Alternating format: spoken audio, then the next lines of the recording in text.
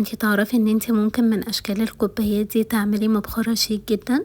انا جبت الكوباية دي وبعد كده جبت دهان البلاستيك وجبت المدق، وهبدأ بطريقة الطبطبة. هديها طبقة البطونة. طبقة البطونة لازم يكون لونها ابيض عشان ما تلاقيش الدهان شقق منك في الاخر لو عملتيه بنفس اللون.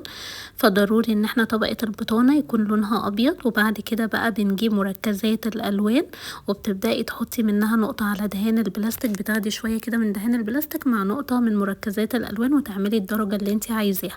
هنا انا خدت شوية من اللون البني مع نقطة بسيطة من اللون الاورنج وعملت الدرجة البني اللي انتوا شايفينها دي. وبعد ما نشفت بقى بدأت برضو بطريقة الطبطبة، ودي هتكون درجة اللون الاساسية اللي معايا. وهسيب كمان الطبقة دي تنشف وهرجع اديها طبقة تاني.